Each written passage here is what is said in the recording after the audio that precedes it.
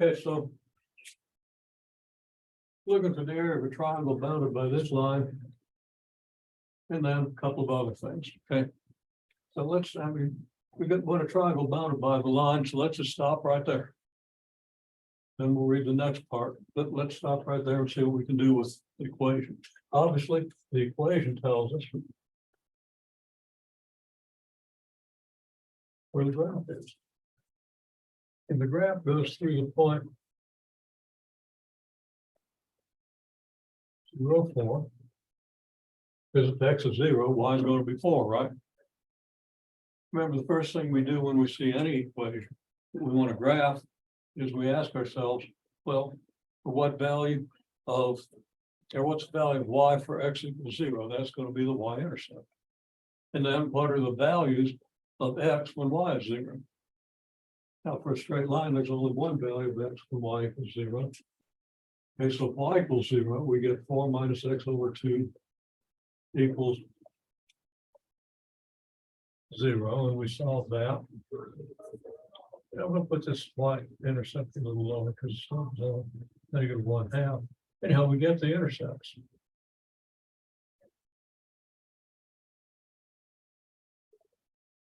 Okay, so first we find the intercepts. Write that over here first.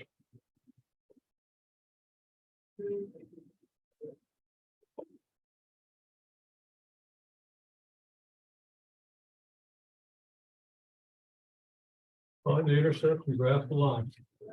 Now we've been over finding the intercepts, so I'm not going to go through that again. I want to see how we use this idea of finding the intercepts. If you don't remember how to find the intercepts, review it. And of course, if you work on a problem built in there, I can look at it. Do it as individually. Okay, so here's our line.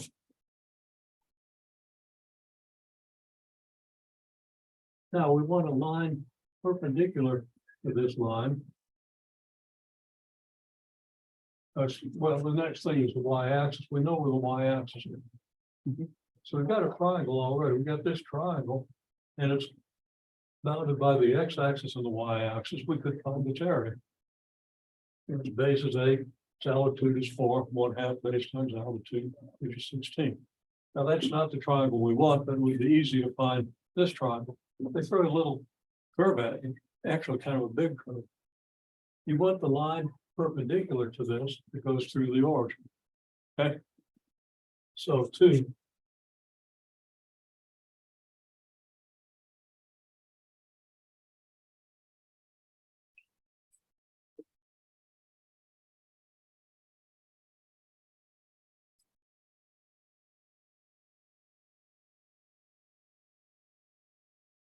Okay, now what do you know about the line perpendicular to another line? And let's discuss this real quickly.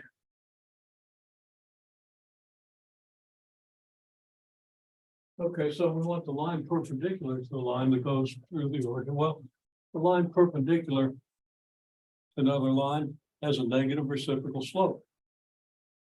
So slope is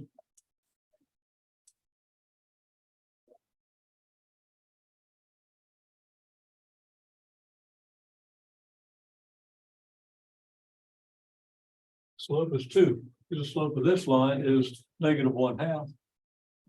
Slope of the perpendicular line has to be a negative reciprocal of that. Negative reciprocal of negative 1/2 is positive 2. So let's see. Here we have slope negative 1/2. Okay, a line perpendicular to this. Let's just okay. We know that the slope is going to be 2, but let's just stop for a minute. Take your sketch of the line and draw a line perpendicular to this that goes through the origin.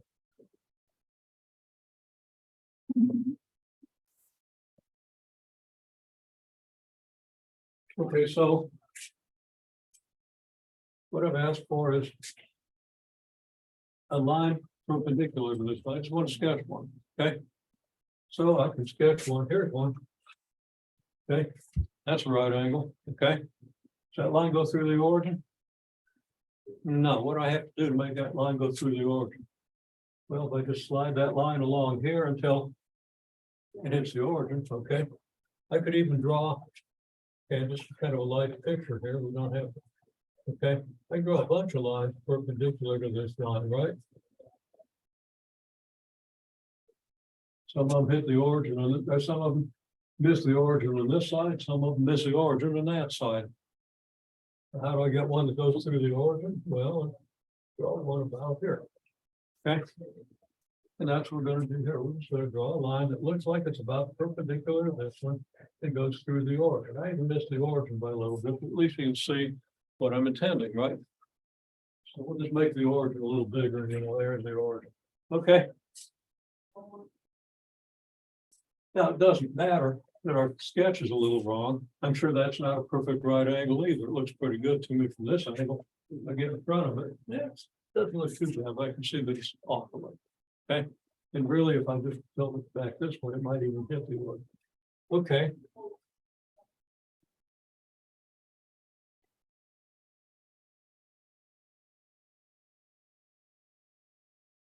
Okay, then it's a line through the origin, right? Okay. Well, now we know the slope and the the slope and a point. Okay, point and slope. Okay, so align the slope to through the origin.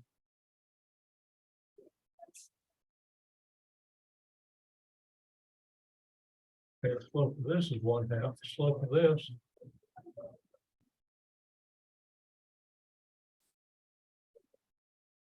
that's the negative reciprocal. Okay, the negative of the reciprocal.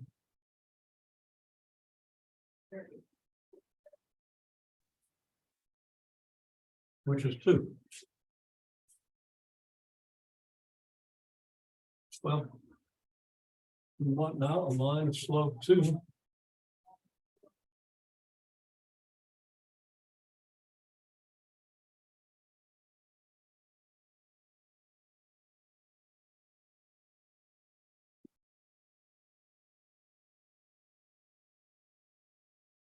We want the equation of that line. Well, that line is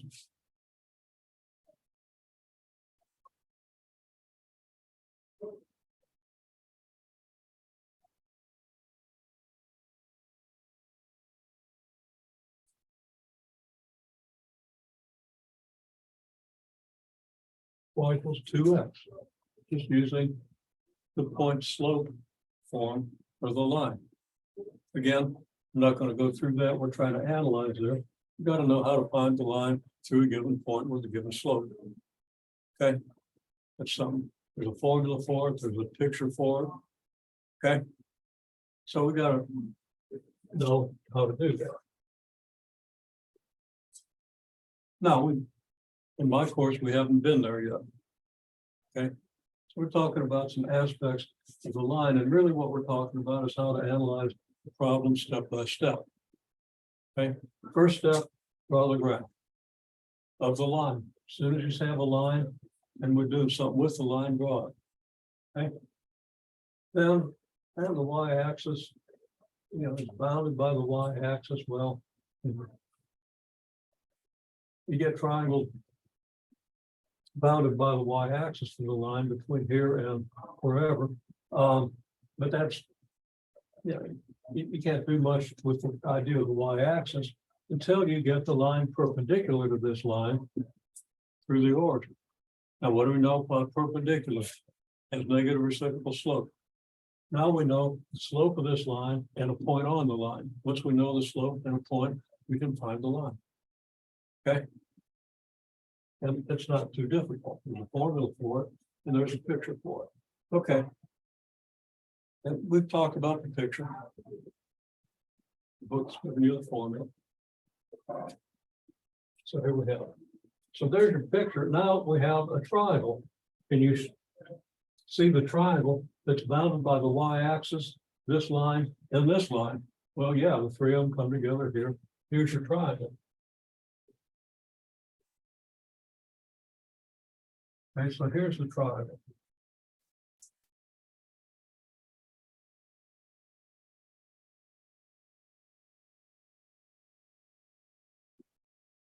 What's the area of that triangle?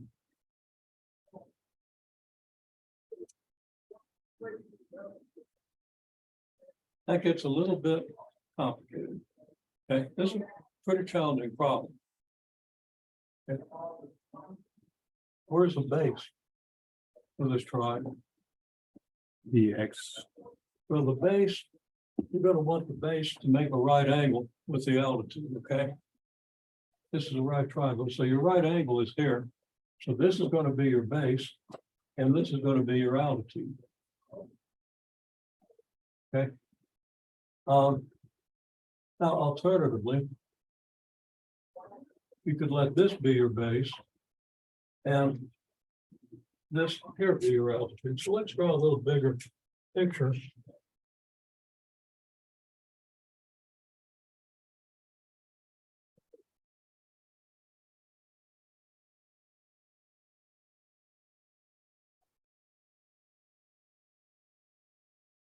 This triangle. Here you got the line y equals 2x. Here you got the line y equals 4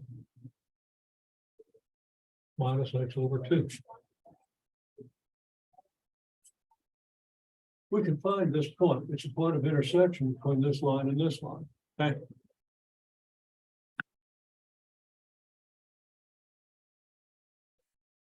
If y equals 2x and y equals 4 minus x over 2, the intersection point is where 2x equals 4 minus x over 2. Because it's where the y value of this line matches the y value of this line. There's only one point where that occurs. And that's where y equals y, 2x equals x 4 minus x over 2. We solve that. Multiply both sides by 2, we get 4x equals 8 minus x. Now it's easy to solve. Then we get 5x equals 8, x equals 8/5. Okay. And y equals 2x.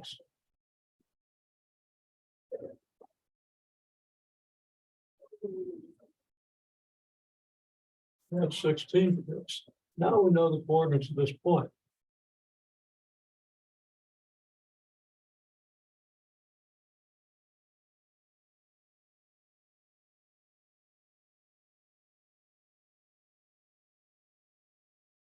Eight-fifths, 16/5. Okay. Now again, our altitude, our base could be this, and our altitude could be this. Okay. If you want to do that, you're going to have to figure out how long this line is. You're going to have to figure out how long this segment is. You're going to have to figure out how long this segment is. That involves Pythagorean theorem. Okay. Or distance formula, which is just Pythagorean theorem. So for the altitude, let's use this for our base.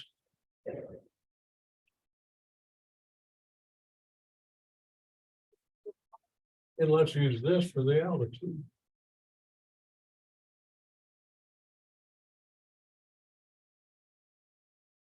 Okay. Now, tell me, how long is the base? How long is the altitude?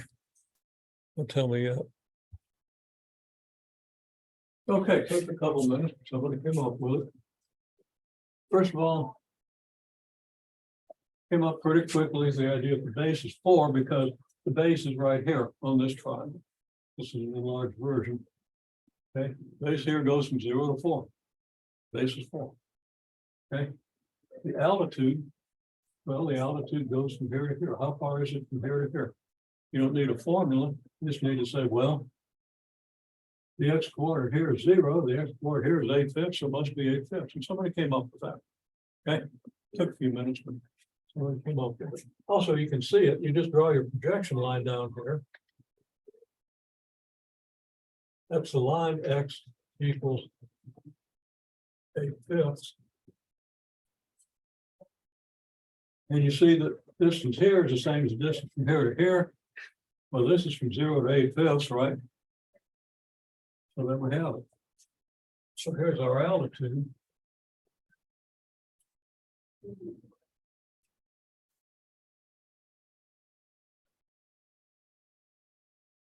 So now the area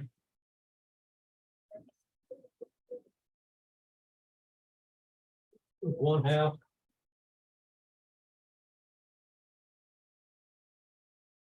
base times altitude is 1/2 of 4 times 8/5,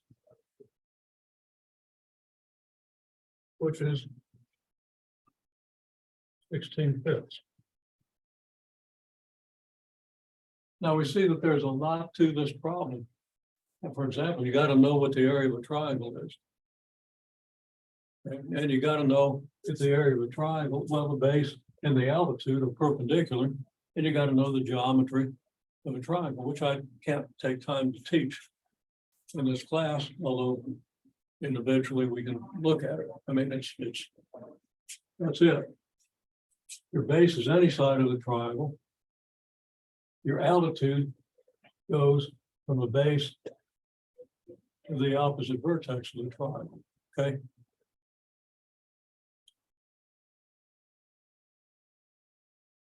And it has to go to perpendicular. So that's it. Now,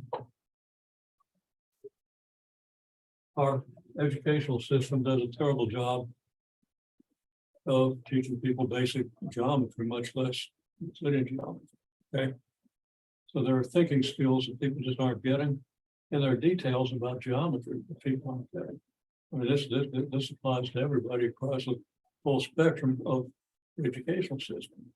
And very few people get a good picture of these things.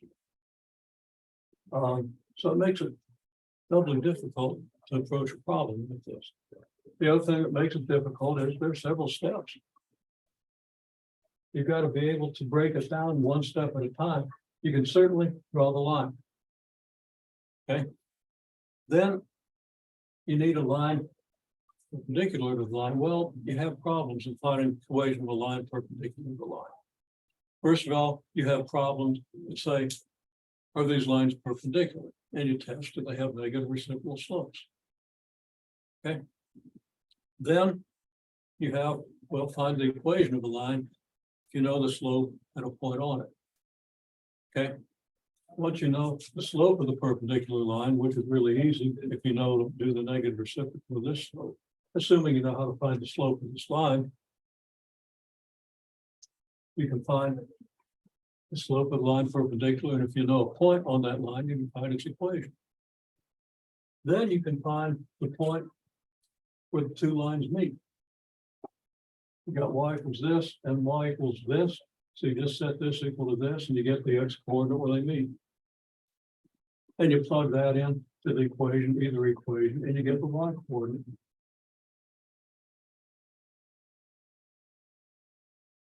Then, if you have a good picture, you can see your triangle and you can identify a base and an altitude. If you identify this base and this altitude, you can do it. It's going to require the Pythagorean theorem. It's much easier to do this base, which you can just read off, and this altitude, which, if you understand the graph, is fairly easy to see. Now we've got a question, so let's stop for a second. Okay, again, good question. We want to know, why did I set this equal to this? It's because we want to find the y coordinate or the x coordinate where this y equals this y. Well, if this y equals this y, then this has to equal this. This y is equal to 2x, this y is equal to 4 minus x over 2. Now, we'll go a little further since you asked the question. I was tempted to do this before, but it wasn't directly related to the ultimate problem. Still, we got y equals, or x equals 8/5, okay? Now, if we plug 8/5 in here, we should get y equals 16/5. Okay, so x equals 8/5 plugged into this real quickly gave us the y value. Okay, if I plug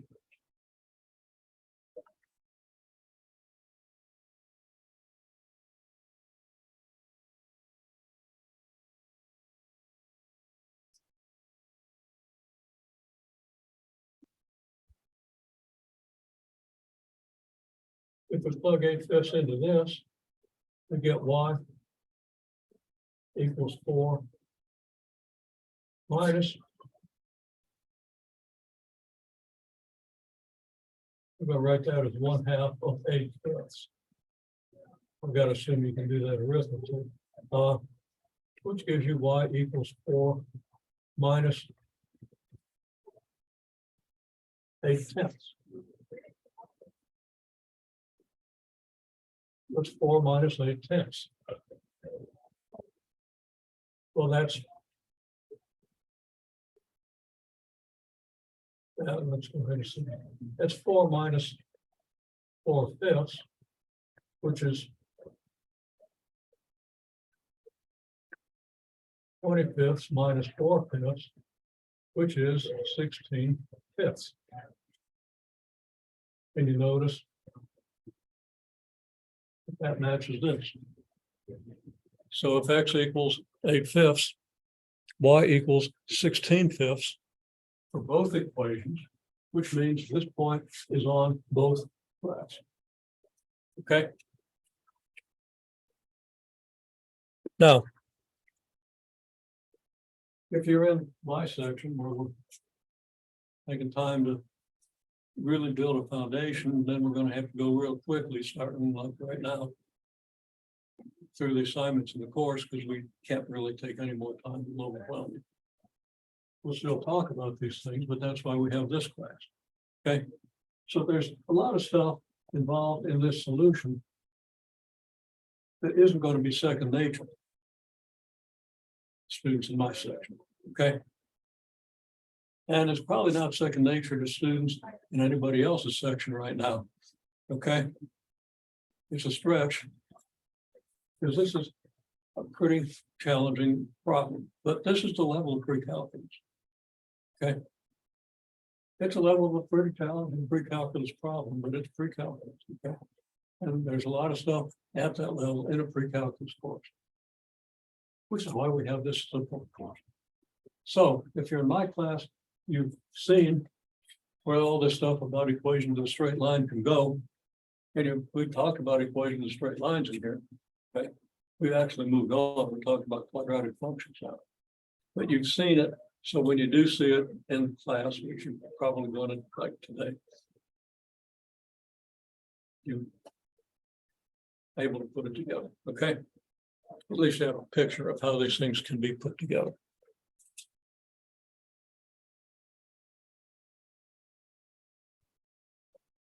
This thing will not stop recording.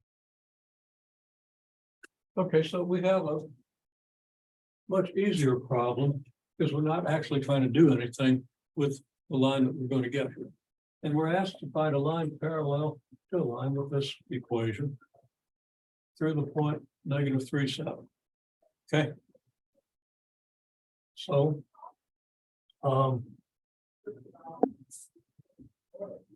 it would be helpful to quickly graph the line and also helpful to figure out its slope. Okay. So start.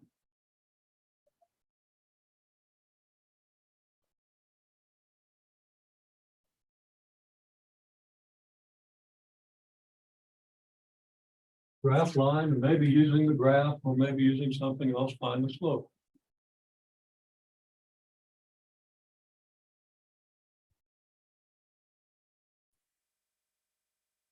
Okay, now people are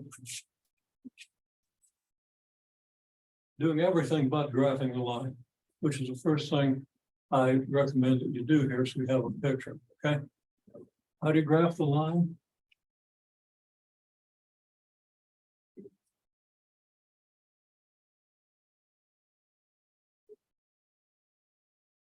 The intercepts, which is the easiest way to graph a line that's in this form. And then you got to know.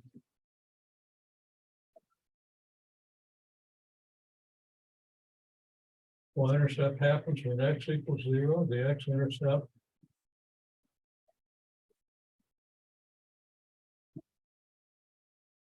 That when there's a little glitch on the board. The x-intercept happens when y equals 0. Okay, so here we have a graph. We set a coordinate axis here. You know, when you do the coordinate axis, don't even make a scale. Because you don't know what the scale of the graph is going to be. Find these intercepts, put them down at reasonable points on the graph, then put a scale on it, okay? Because you don't know. You know, you might line this off 10 this way, 10 this way, 10 this way, and 10 this way, and find that your x-intercept is 748. Okay.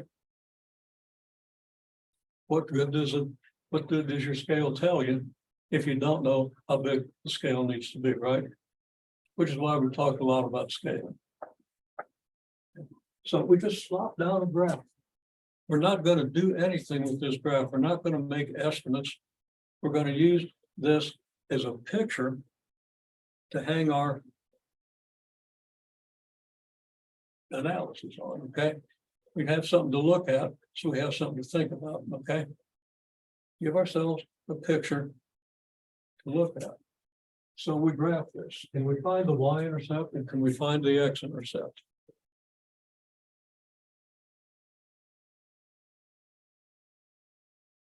All right, so, you know, what we're doing, we want to find the intercepts, we want to find the y-intercept when x is 0, we want to find the x-intercept when y is 0, right?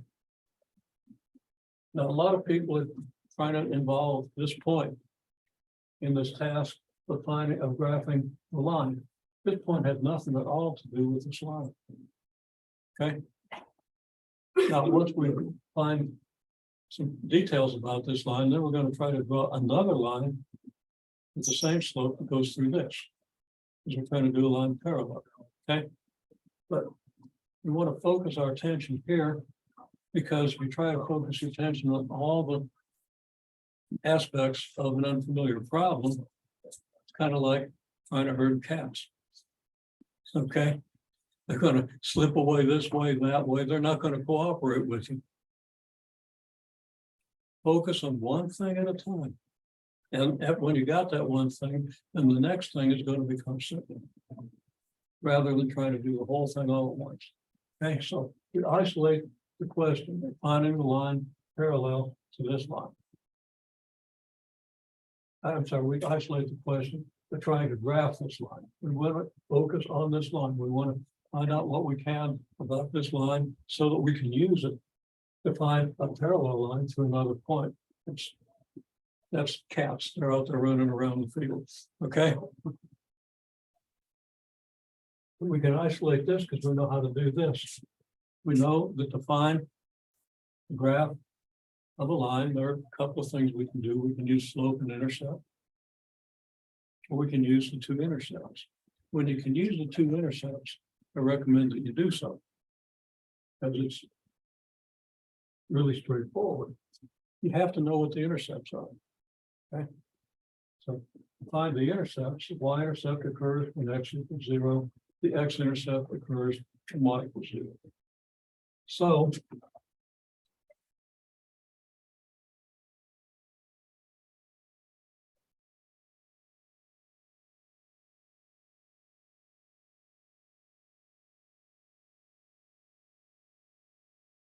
if x equals 0, well, you replace x with 0 and see what you get. Okay, this is an equation. I'm not going to go through the details of solving the equation because you want to, and that's something, that's just a block. You know how to solve this equation. And if you don't, you need to practice solving equations. I gave you that sheet last time. Okay. So there we have it.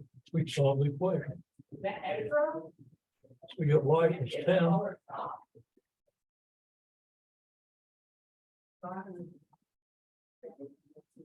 So the y-intercept is 0, 10. So we put a point on the y-axis. 10 is positive. The y-point is going to be positive up here, and we're going to call that point 0, 10. Notice we didn't have a scale on the graph. We did a scale the graph from 0 to 4. you'd be out of luck trying to find 10 unless you got a real long sheet of paper, okay? And have a graph blown up on the paper, okay? Then if y equals 0, so we plug 0 in here, we get 4 times 0 plus 10x equals 40. We do the steps, then we get x equals 4. So the x-intercept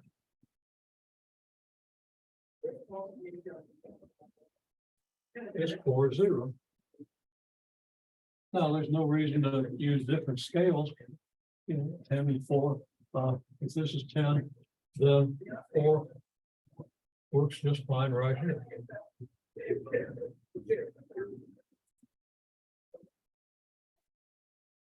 And here is a sketch of our line. Okay. Now, we want to find the slope.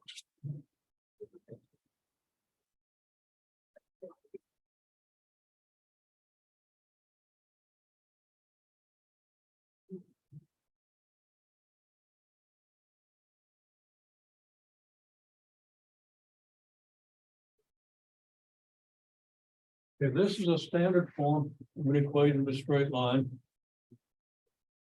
But our slope intercept form is y equals mx plus b. And m is the slope.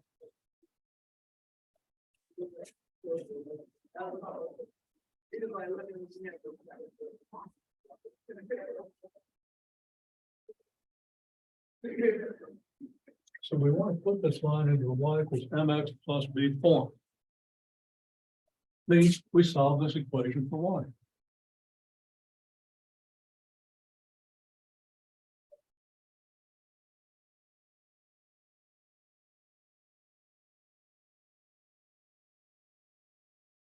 So I'm not going to go through the details of solving this thing for y.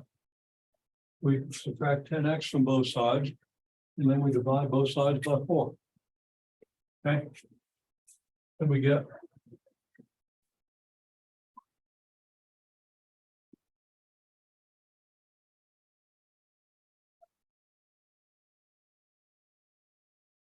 we reduce, we get y equals 10 minus 5/2 x.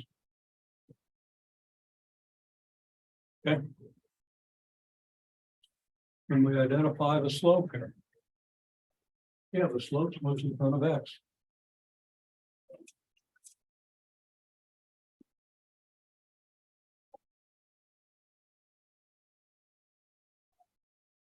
So the slope is negative 5/2.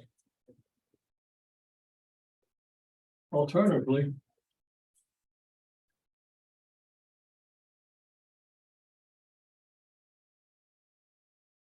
from the graph,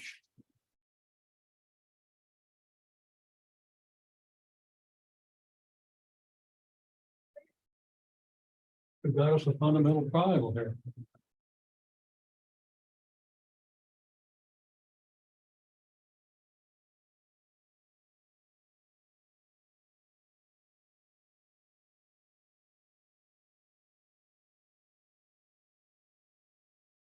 Rise is negative 10, run is 4.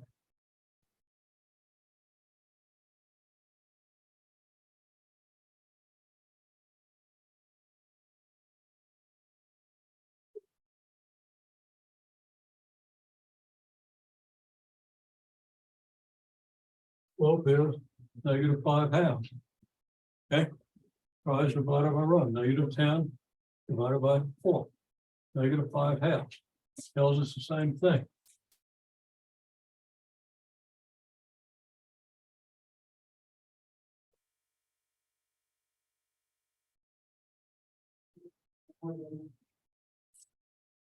There are two ways you can get the slope, and you need to know both of them. Sometimes you use one, sometimes you use another.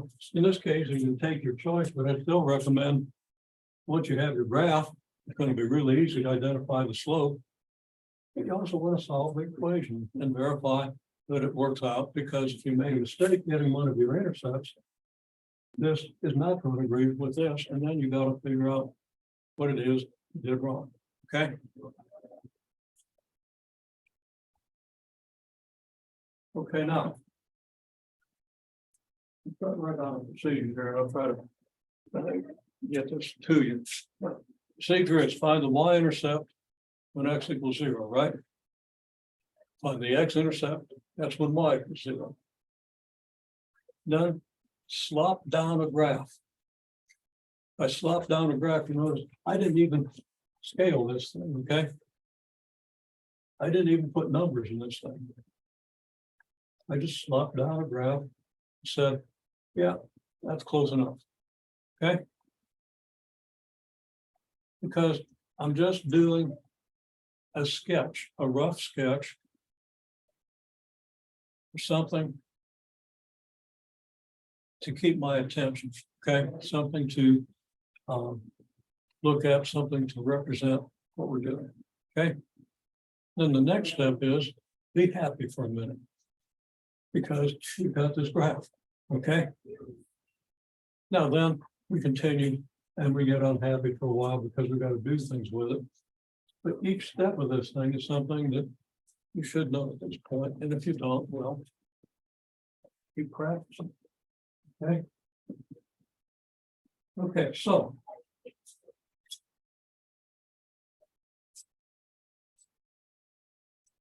Now we want a line that's parallel to this line through -3,7. Okay, well, I've cluttered this graph up quite a bit. -3,7 is going to go about here. So let me just re-slop the graph. Here it is. Label it 4y plus 10x equals 40. Put in details down here. Slope -5/2. And then maybe you want to label your intercept 0, 10, or 0. Shouldn't take it much longer. I just, okay, of course, you'll have to take just a little time to think through what you're doing, but it's okay. And then -3,7. Well, if 4 is here, -3 would be about here. If 10 is here, 7 would be about here. So that's close enough. There's your point, -3,7.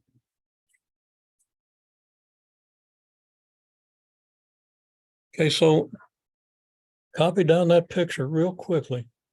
Don't put anything extraneous on it. Don't mark off points because we're not going to do estimates.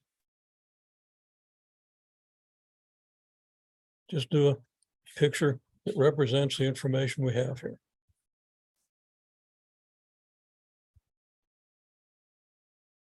Okay, so we want to do a line parallel to this line through this point.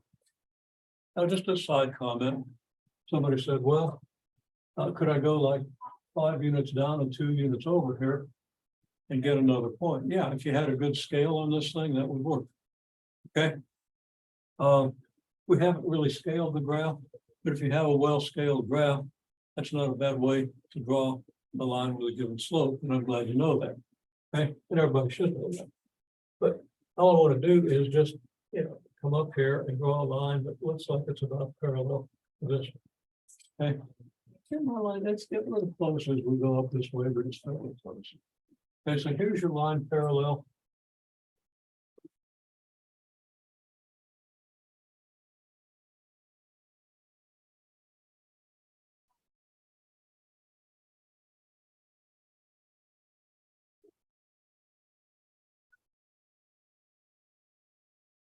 Okay. Well, now you know what the slope is. What's the slope of the parallel line? Don't say it. Let me pause them.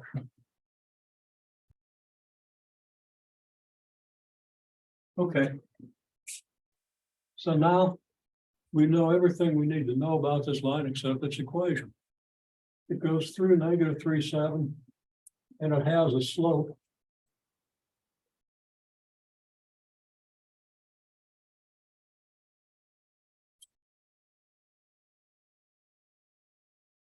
-5/2 because If it didn't have the same slope as this line, it wouldn't be parallel. Okay? If it does have the same slope, it is parallel. So it comes down to find a line through this point with this slope. And I have to assume you know how to find the equation of a line given the point and slope. Okay? And if you don't, well, review it. We got good examples in your book.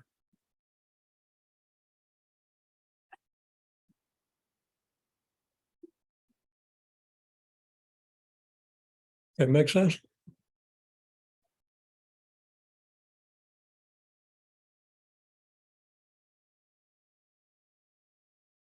Here's at least a good partial list of the things you just have to know. Now, I've listed them, but I haven't listed the details because, of course, we've been through all the details. Still, in trying to sort everything out, it helps to know the details. So it'd be good if you watch this part of the video. If you need to see what all the details are. Now, even better, you go back to your text, back to your notes, back to whatever you have, and identify how you graph a line, et cetera, et cetera. Okay. Now, there's several ways to graph a line. A lot of times, the easiest way is to use the intercepts. Okay. So you can use the intercepts, or you could use a point and a slope. And I guess maybe I could have listed that.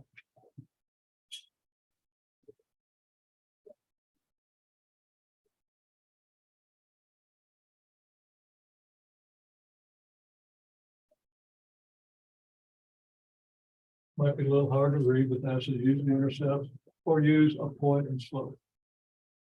Okay. And if that exercises where you do that, unfortunately, a lot of them involve clicking a mouse on a given grid. And I don't think you learn as much from that as you do from doing things by hand. Okay. If I find out that I'm wrong about that, I'll change the way I do things. I don't even like giving people graph paper. Okay. Not that you can't find graph paper yourself. Okay. Then you got to be able to find the equation of a line. If you know a slope and a point, if you know 2 points, if you know the slope and the y-intercept. If you know the slope and the y-intercept, that's y through mx plus b. Slope is m, y-intercept is b. Just write it down. Okay. But if you just know 2 points, well, what do? Well, if you know 2 points, you do a fundamental triangle, you find the slope, and now you've got 2 points in a slope. All you need is 1 point in the slope. Okay. Anyhow, okay. If you got the slope and the point, that's where you write y equals mx plus b. Put the slope in for m.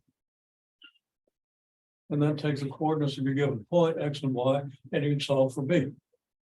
Then you know slope and the y-intercept, you've got the equation. Okay. Again, if you've got 2 points, well, you can easily find the slope, then you either point and do what I just said about a slope and a point. Okay. Now down here, I just repeat because this kind of goes with how to graph a line, but it's also important in general. You have to know this. You have to know that the x-intercept occurs when y equals 0, and you have to understand that in terms of the graph, because you're going to have to find a lot of y-intercepts and x-intercepts in this course. Okay, in your pre-calculus course and in here soon. Okay, so the x-intercept occurs when y equals 0, so you've got an equation. Just replace y by 0 and solve it for x. Okay, the y-intercept occurs when x equals 0. If you got the equation, put 0 in for x and find y. Okay. Know the condition for parallel lines, equal slopes. Perpendicular lines, negative reciprocal slopes. But you got to be able to do the reciprocal of a fraction. Review fractions if necessary. Once you know this, you're pretty good with lines. Now, as we've seen from some of the examples, you can get problems that ask you to do things with lines that aren't as simple as just graphing a line. Okay, you got to put a bunch of stuff together. And in the first example, You had to know something about triangle. Areas would have base times altitude. You have to know what a base is and what an altitude is. Okay, so there's stuff from geometry, which I keep repeating is terribly undertaught in the curriculum, in the pre-college curriculum. In almost every school, it's just that's the way the curriculum's designed. And it's not that they don't want people to know some geometry.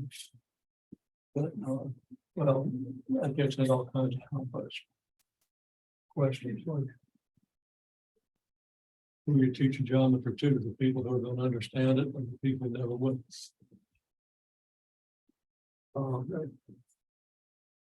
It's tough choice. Okay. And very good for the balance.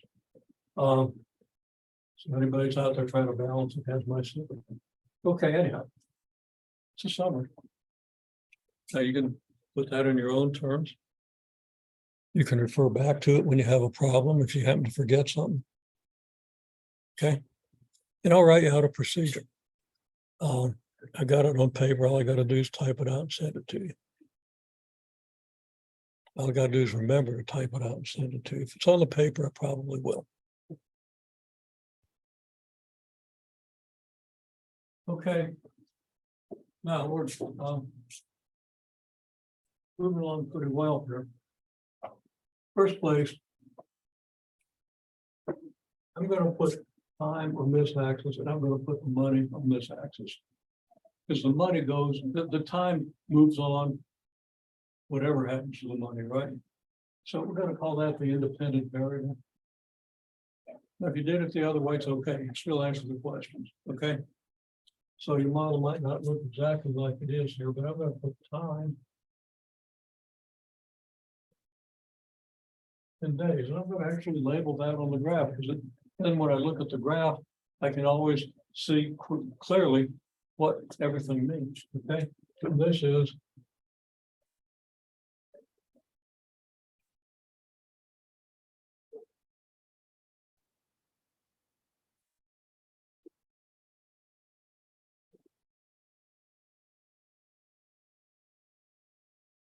I'll call it just amount. It's in dollars. Okay, well, if I put day 12 here, then day 6 would go about here, so day 5 would be about here. And I'll use 800 here. Divide that in half, I've got 400. Divide that in half, I've got 200. So 300 is going to go here. Then halfway between here and here would be 600. Here would be 700, and here would be 900. So I'm labeling just enough on this graph that I can reasonably accurately locate the points.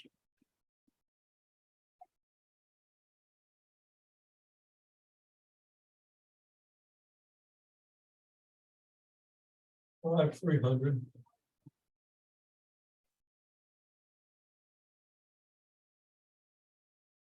900. So I can sketch a straight line. Okay. Now, as soon as I've got a straight line, I can find its slope. Now, I know the equation is going to be y equals mx plus b, right? So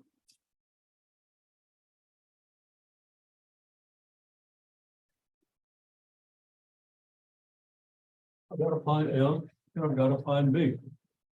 Now, my estimate for B would be about negative 200, or negative 175, or negative 150, somewhere around there. So that depends on having done my graph accurately. Okay. And we do want to do it as accurately as possible so we get reasonable estimates. But we're actually going to calculate everything. And we see that a fundamental triangle has a run of +7 and a rise of +12. so that the slope is rise divided by run. And that's gonna be, it's not 12, we're gonna get 12.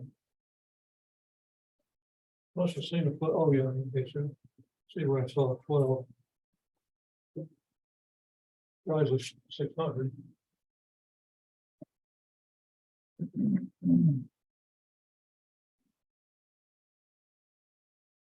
So the slope is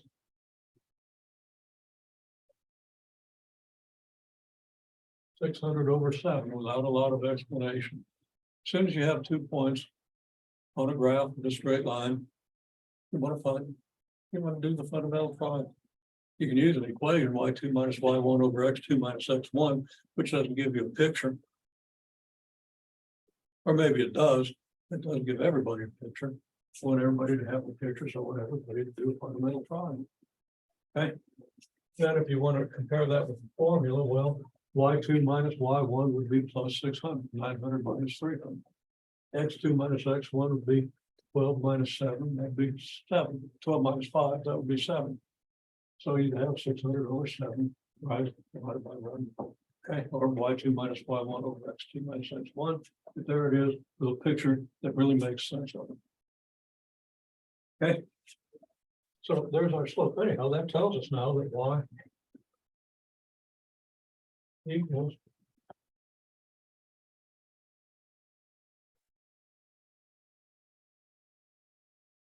600 over 7 times x plus b. Okay. What next?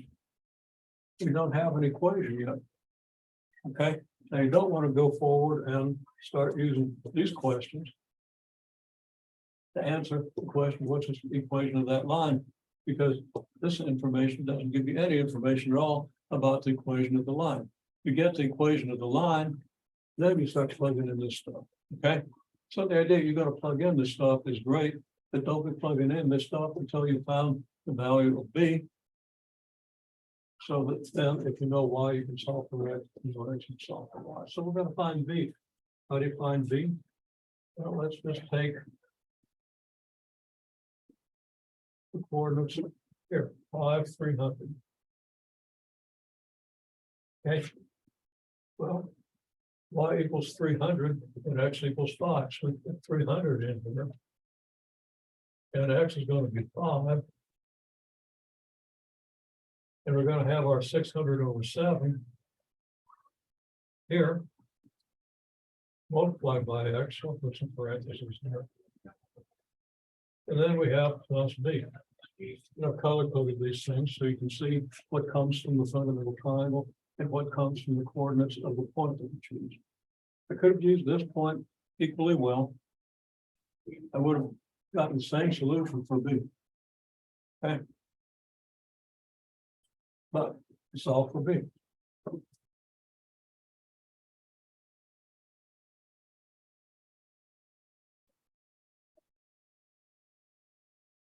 And just to review, what's the very first thing I want to do with this equation if I'm going to solve for b?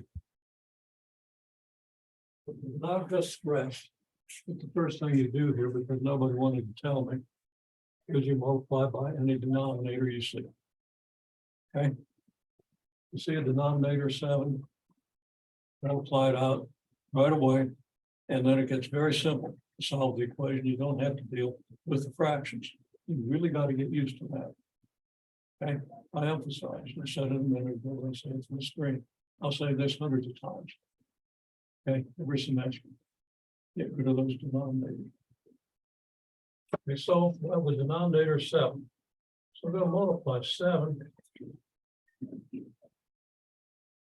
times 300 equals 7 times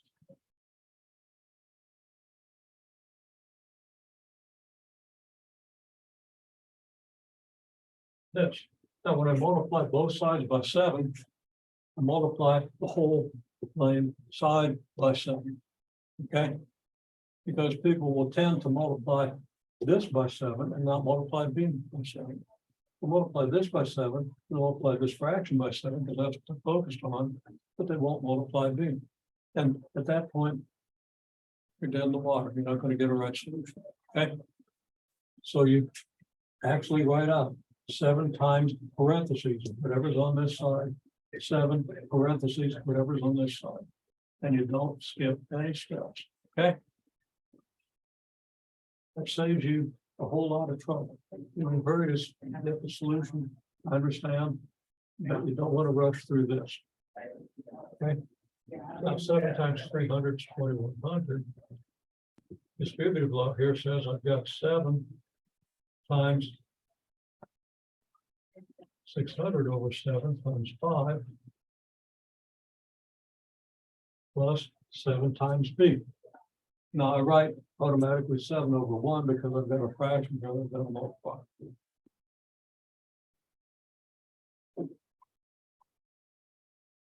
That's a step. You can eventually skip, but people are insecure with fractions. And I don't recommend skipping that step. Because now that you've got this written as we see, you can understand that I could switch this 7 and this 1 and it wouldn't make any difference in the result. And then I'd have 7 over 7 times 600 over 1, which is just 1 times 600.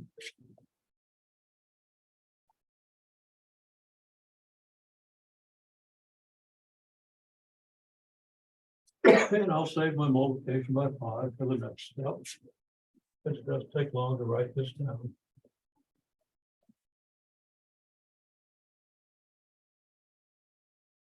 Can you notice what I did?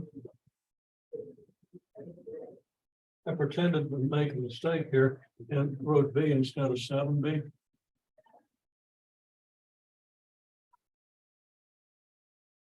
So you see how easy it is to make a mistake. I demonstrate that all the time. This is why we do things carefully and don't skip steps. I was looking ahead and seeing what I was going to get for B, and it didn't make any sense at all. So, okay, well, I've got to come over here. I subtract 3,000 from both sides.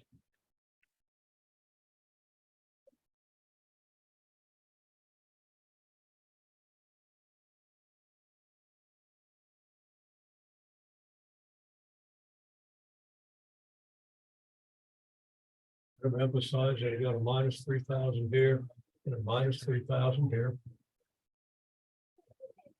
And I get negative 900 equals 7b. So that negative 900 over 7 equals 7b over 7. And then this is negative 100. 7 goes into 200, 2 and left with 60 over 7 is 128 and 4 sevens. I'm going to round it off to 129 because it's not going to make a whole lot of difference. Okay, it's 128 and 4 sevens, or 900 over 7 negative. So I said, you know, my y-intercept, I had it closer to negative 200 because my graph wasn't completely right.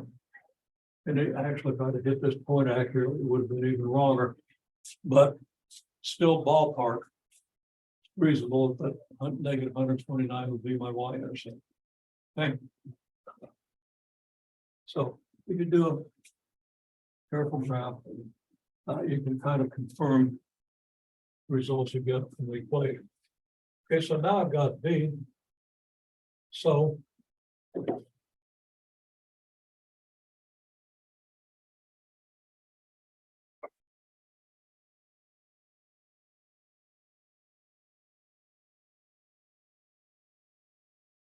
and I'll put an approximately the sign there. Okay. Well, now how much on day 50? So I've got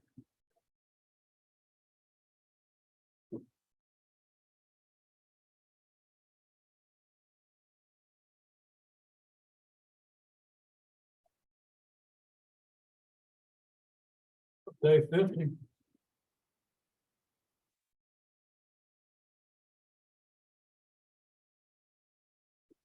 Well, x equals 50.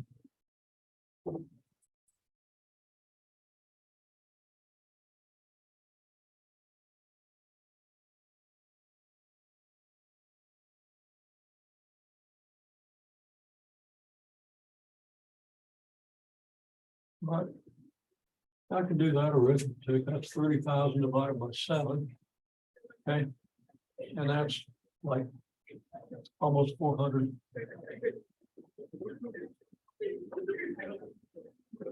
4,300. So that's going to be like 4,200.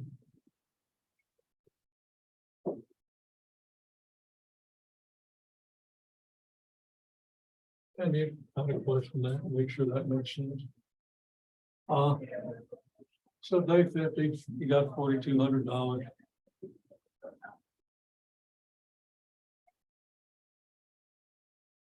It makes a certain amount of sense. And then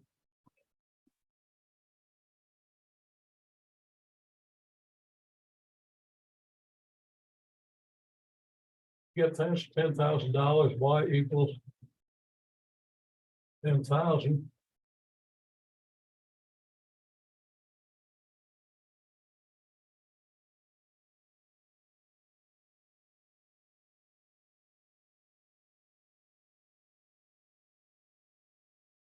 And you solve.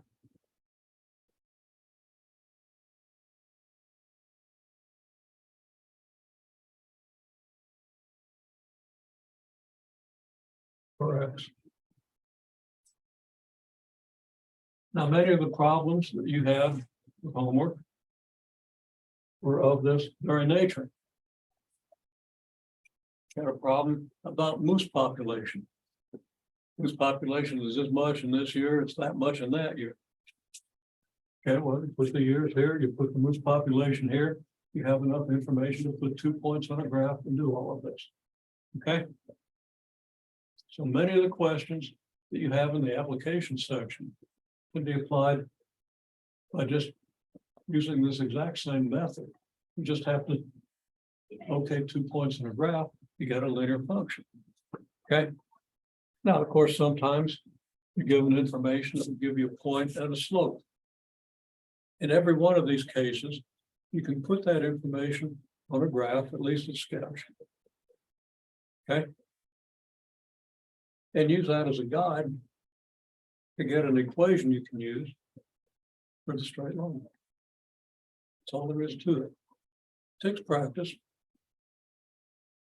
But you all did pretty well with this. You know, sometimes there were glitches and you missed a step or something. But everybody is now in a position to do this. Okay. So most of the people that did the assignment did reasonably well on it. I think everybody that did the assignment got more than half credit. Okay. So the half credit page is going to do a lot for your average.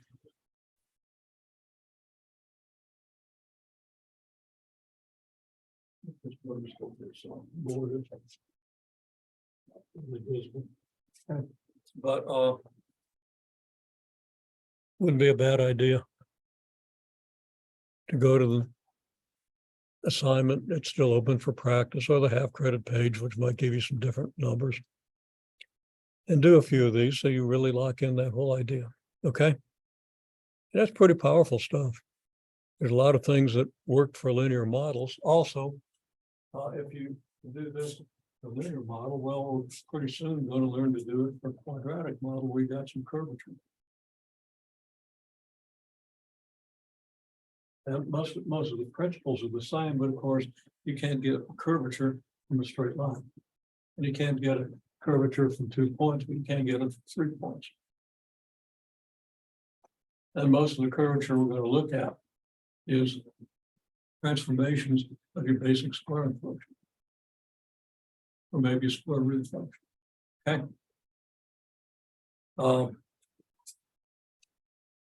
So we're starting to put things together here. Okay, so absolute value 12 equals 12. Absolute value -3 equals 3. You don't put absolute value signs around these. Although if you did, if you said absolute value -3 equals absolute value 3, you'd have a correct statement. It is true. But we just want to write down what the absolute value of -3 is, which is defined with 3. You don't have another operation to do. Okay, so now.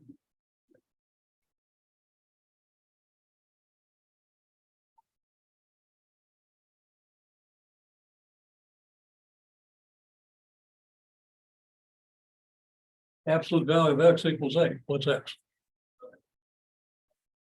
Write down. Okay, so the question is, what is x? Absolute value of x equals 8. As I said, two answers to this. Okay, everybody got one, about half and half, whether you got the other one, but it's pretty obvious.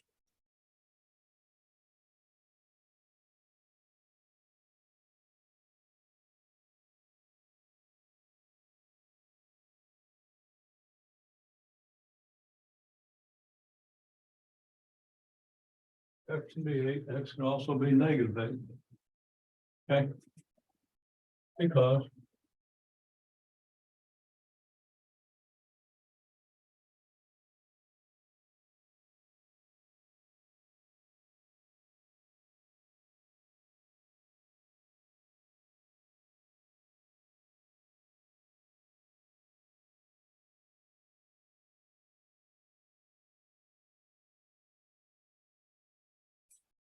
if I plug in 8, I get a true statement. If I plug in -8, I get a true statement.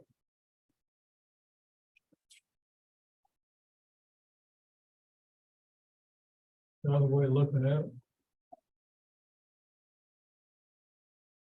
What's the graph of absolute value of x look like?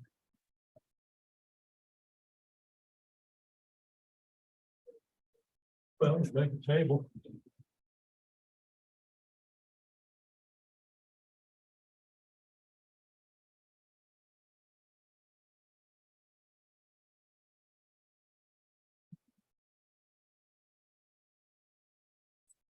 So we'll go ahead and do that real quick. Make a table. This is one of your toolkit functions. And we want to kind of relate this to the toolkit function.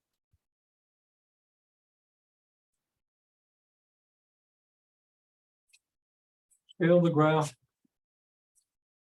You're going to put 2 here. You're going to put -2 here.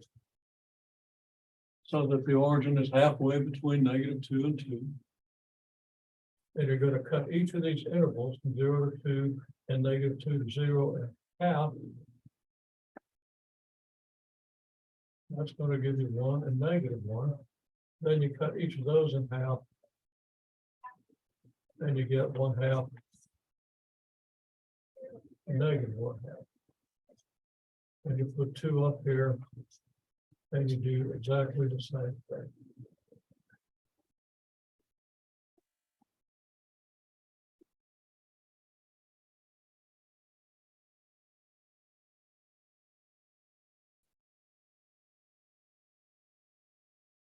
And those are all the things you need. Then you sketch your points.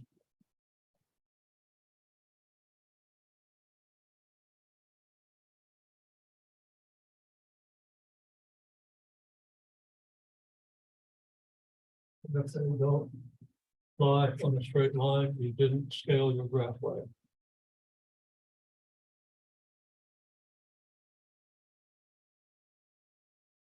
No, I've already skipped ahead to making the graph because everybody had the right table. Okay. Well, there's a graph.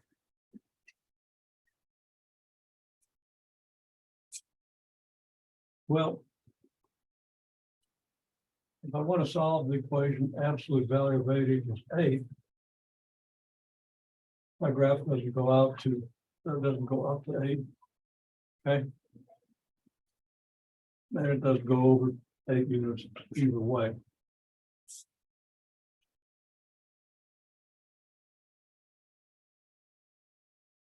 It should be clear.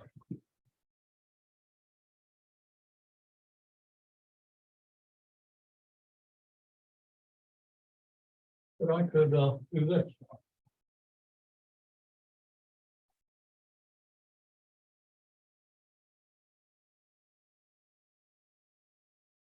I got to 16. So here's 8, here's 4, here's 2.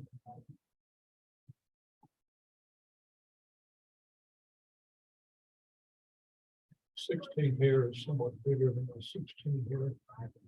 So fix that. Negative 16 here.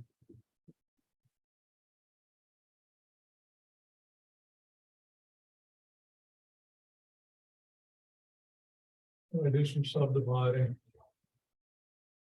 Divide each interval in half. Do that about 3 times. Okay. Then I put the numbers in. Okay. What number goes here? Show me with your fingers.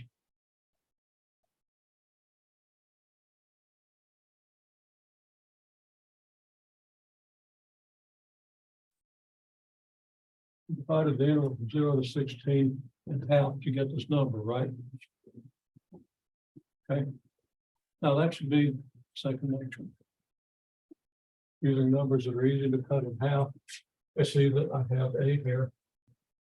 And you're not going to really understand these graphs unless you understand these numbers.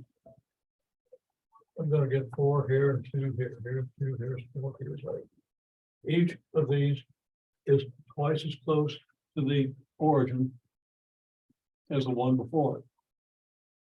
So each of these numbers is half of the number that preceded it. And of course, I can see where 1 is. I'm not going to label it. If I do the absolute value,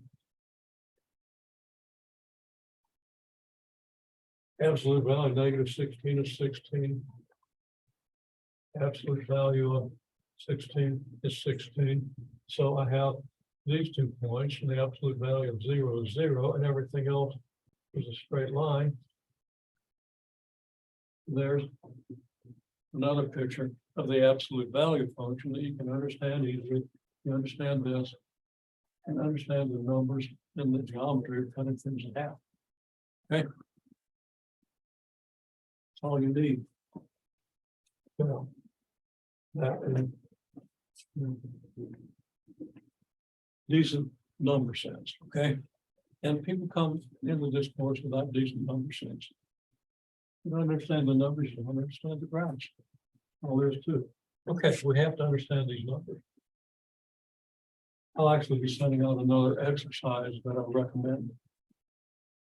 Most of you how to scale these graphs. Okay, anyhow.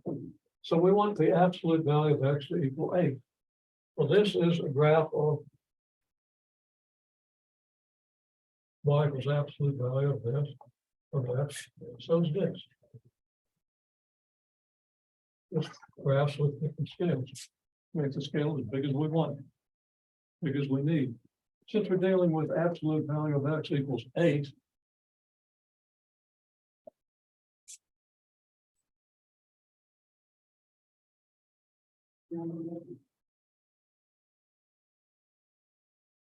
here's a line for y equals 8. Okay. Now, where does that line intersect the graph? Here and here. What are my x values?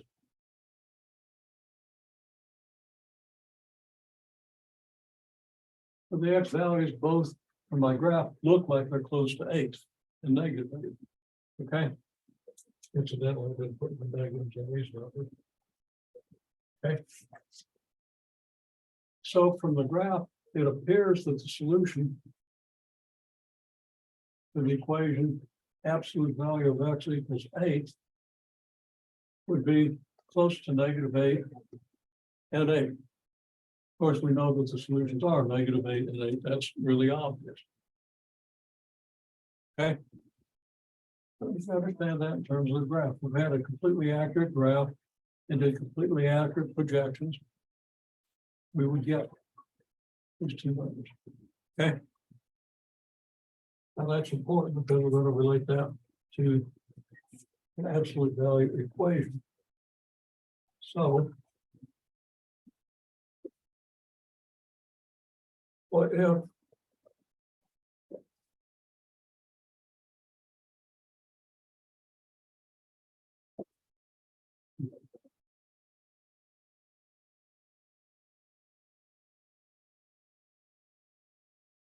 there's okay.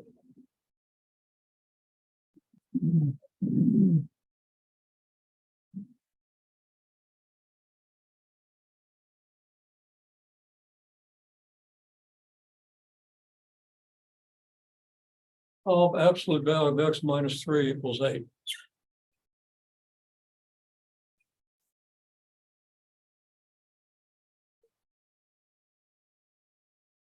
Okay, well, everybody told me that 11 was a solution. So 11 minus 8 is 11 minus 3 is 8. Absolute value of 8 is 8. Okay. Another solution about half and half. -5. What's -5 minus 3? It's -8, right?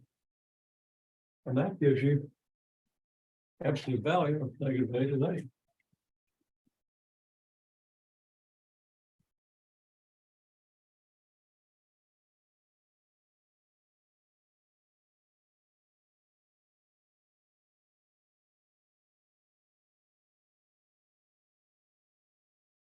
Actually, 11 is solution. Okay.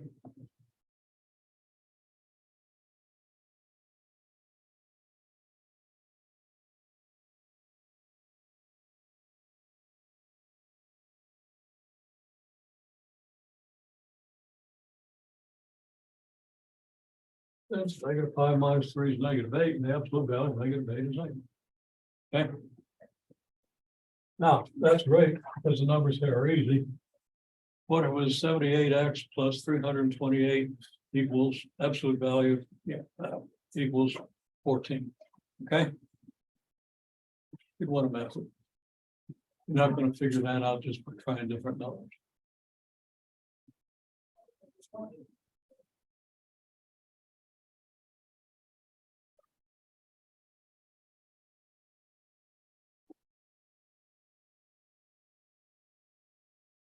Method. Not a trial and error, not figure it out just by looking at it.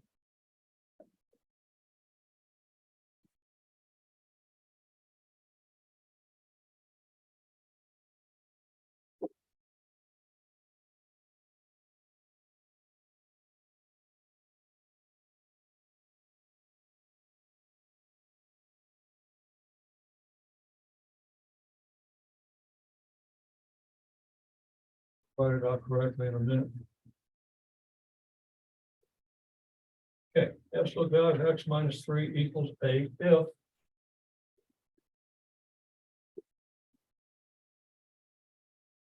and I missed.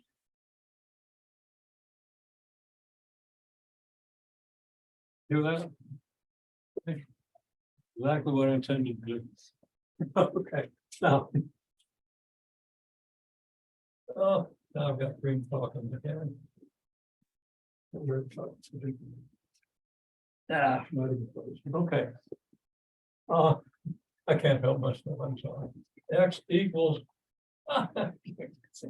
x minus 3 equals 8. What I've tried to say here. I finally got it out. You agree that the absolute value of x minus 3 is going to equal 8 if x minus 3 equals 8. Right? Because if x minus 3 equals 8, the absolute value of x minus 3 is the absolute value of 8, which is 8. Okay. Or what else could I say? What else could x minus 3 be equal to? Well, if its absolute value is 8, it better be -8, right? Not 8, it better be -8.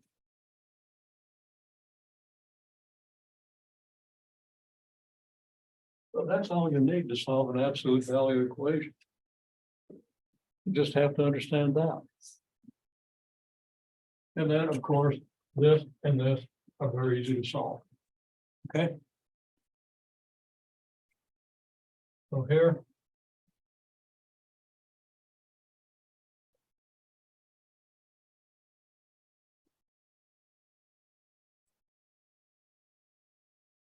You add 3 to both sides, either way, you do exactly the same operation. You've got different numbers over here, so you're going to get different results.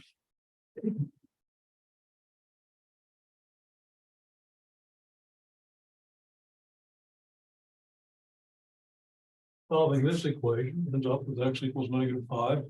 Solving this equation ends up with x equals 11, right? Okay. So solve this equation for me using the same logic.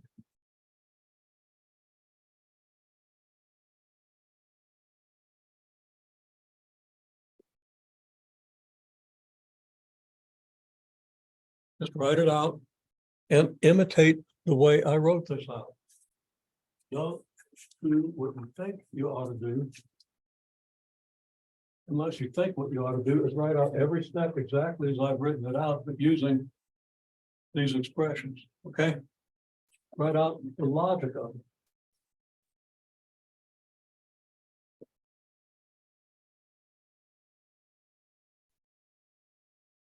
Okay, now I'm being real efficient. Good reason, and it's for your own sake. You see this, okay? What did I write after I wrote the equation? I wrote the word if. Right? Then down here, I didn't write just this. I wrote 2 things with an or in between them, okay? So instead of this equation, it's this equation. What goes here? The or goes here. And what goes here? Okay. Now, after you get this, then you do the arithmetic, and you're going to keep that or. Okay. Now, your actual steps from this point on might be a little bit different than mine. I want to see it exactly like this. Okay. Until I'm sure that you understand what's going on in the logic, because 70% of my pre-calculus students in the final exam will just throw away the absolute value signs and do this without doing this. Okay. You understand the logic of it? Then there's 10 points on the final exam that you can get that you wouldn't get. Okay. That's one reason to do it. The other reason is so you think clearly. You learn to think clearly about the mathematics. And that's the main value of mathematics in most people's lives. Okay, you learn to think clearly. And people need that. There isn't enough of it going on.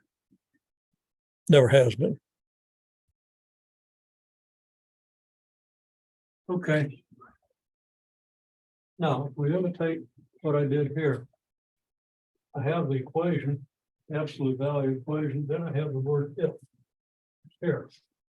Somebody wanted to put it on this line. And it's not really wrong, except that I'm being really picky. I want everything to imitate, at least down to here, where I wrote. And why did I run it? Okay, so this, if. Well, first thing I wrote this without the absolute value sign. Why?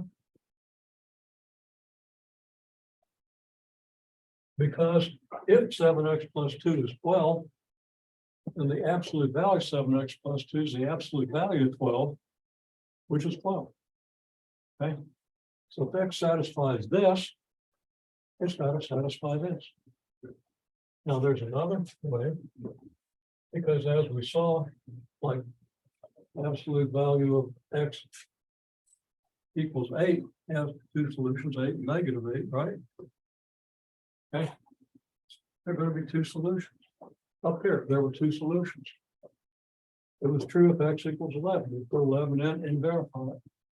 You put -5 in it, -5 and -3 gives you -8, absolute value is 8. Okay, so we get two solutions. We want to represent both solutions. We'll write this, or what else? Well, 7x plus 2 could either be 12 or it could be -12. It's -12, this equation is satisfied.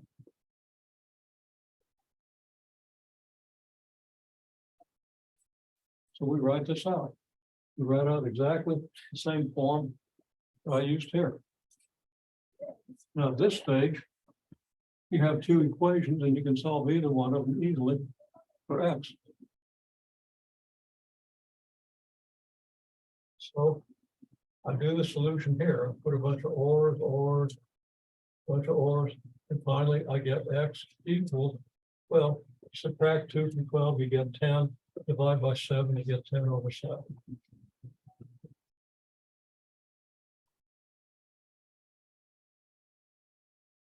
And here, if you subtract 2 from both sides, you get -14, divide by 7, you get -2.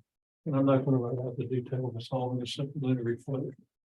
Okay, that's why I handed out the sheet last time. If you're not solving linear equations correctly, and I mean, most of these look pretty good on it right now, but if you're not getting them right every time, use that sheet or use something else. Okay, get to where you can do it. Because I can't teach you anymore about something linear equations. I have to see you can do it. Okay. I want them written out like this. And when I give you a quiz next time, I'm going to ask you to solve one. And that's how I want to see it. So when you do the homework and do the homework, okay, when you have these things, write it out on paper. Okay, bring it to me and show me, hey, did I write this out? I have to take one look. Say, well, you got all the right stuff, but you don't have it in logical order, so I don't know if you're going to remember what you did. Okay. If you write it out this way, you're more likely to remember what you did when it really counts. Okay. Also, again, you're going to reinforce some clarity in your thinking. And everybody needs as much of that as they can get. Okay.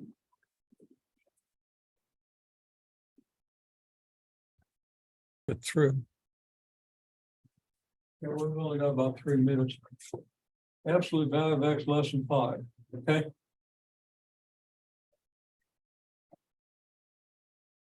Is it true if x equals 8? No. No, you get 8 less than 5, right? Is it true if x equals -2? Yeah, absolute value -2. So that's less than 5. Okay. If -3, -4, -5. Almost, but it's not less. If it's less than or equal, yeah. Okay. For -6. No, it's actually value -6 is 6, right? Yeah, well.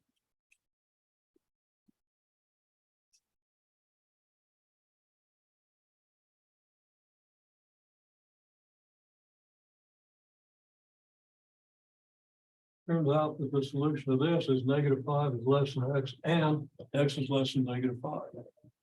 Okay. And we can draw that on a number line. -5 here, 5 here. It's all numbers between -5 and 5. Since it's a less than and not a less than or equal to, it's not going to include the endpoints. And you might need to ponder that.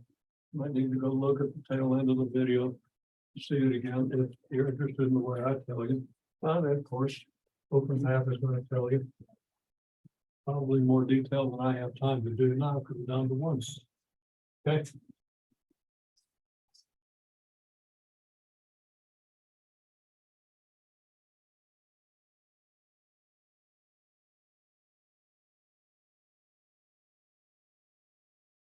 This is a form that I recommend you use and adapt.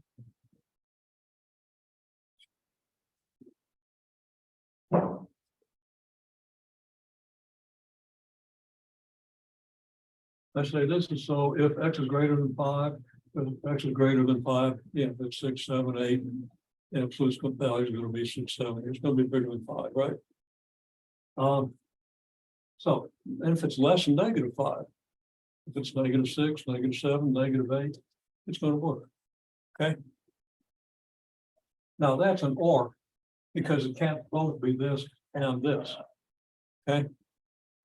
Now this is an and because X can be less than 5. At the same time, it's greater than -5, right?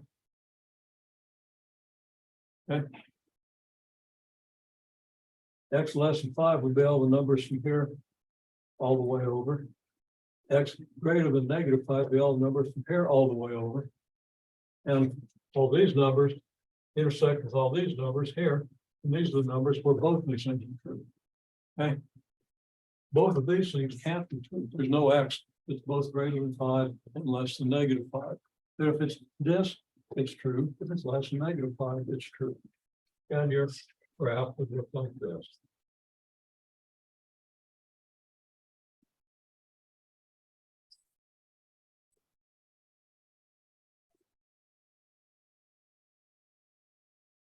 So if you have the equation, quickly.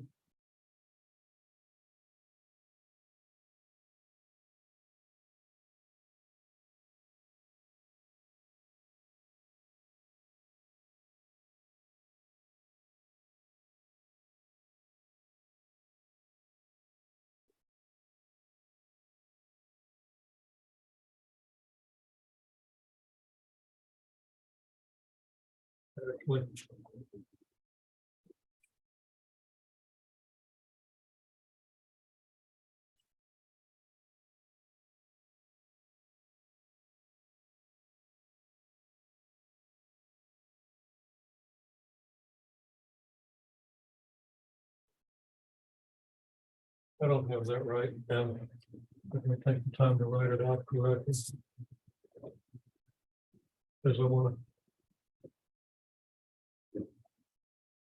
really convey the logic of it. So I can do that clear way. So we'll ignore that, but take these things as a guideline. See what open math has to tell you, see what the textbook has to tell you. Okay, each of these splits. This splits.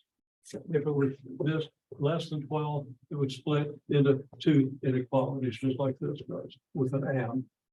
If it's a greater than 12, the greater than splits into 2 inequalities with an or. And you got to do that carefully. Do it correctly. As soon as you split it, they're easy to solve. Log's equations are linear. Okay. Okay.